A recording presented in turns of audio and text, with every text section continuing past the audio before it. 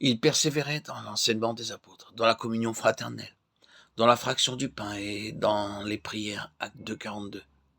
Les apôtres exhortaient à la vraie communion fraternelle, car la communion fraternelle est une force pour les croyants. Les croyants furent encouragés à se rencontrer le plus souvent possible pour partager entre eux ce que le Seigneur avait fait pour eux. En partageant ensemble la fidélité de Dieu, nous nous encourageons les uns les autres et nous croissons spirituellement. Pourquoi y a-t-il des gens qui viennent aux réunions, aux belles assemblées, mais qui ne veulent pas rester pour la communion fraternelle? Les apôtres commencèrent aussitôt la fraction du pain. En quelque lieu que vous travaillez, n'oubliez pas, s'il vous plaît, de vous réunir le jour du Seigneur pour rompre le pain, même si vous êtes juste un petit nombre. Vos collaborateurs, vos amis ou vos aides. De tels moments de communion fraternelle sont si merveilleux que vous souhaiterez qu'ils durent toute la journée.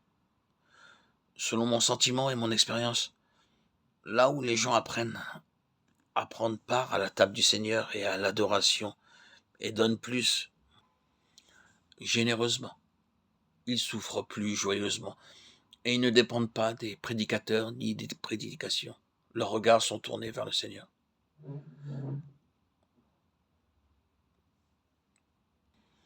Les croyants, par la prière, l'adoration, apprennent à donner joyeusement, même s'ils sont très pauvres.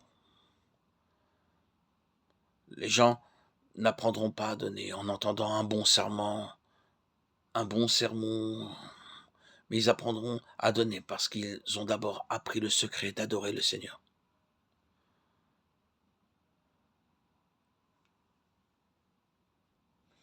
En apprenant à adorer, la timidité disparaît, s'évanouit, et les langues liées se délient.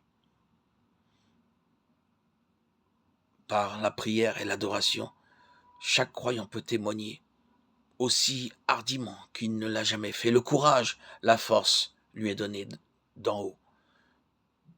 Parce que ils ont simplement vu le Seigneur dans l'adoration, dans la prière.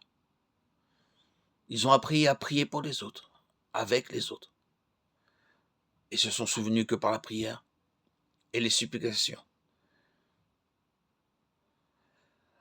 ils ont pu faire connaître tous leurs besoins à Dieu. Je vous le demande, s'il vous plaît, ne soyez pas effrayés par les critiques pour avoir rompu le pain. Ne craignez pas ce que vos amis des autres dénominations peuvent dire, quelle que soit leur église. Bien sûr, ils ne comprendront pas. Ils peuvent ne jamais plus vous demander de prêcher. Remerciez Dieu pour cela. Nous ne sommes jamais liés à aucun endroit particulier ou au bâtiment d'une église quelconque pour notre ministère. Ce que le Seigneur a ouvert, aucun homme ne peut le fermer. Nous devons demeurer fidèles à la vision céleste.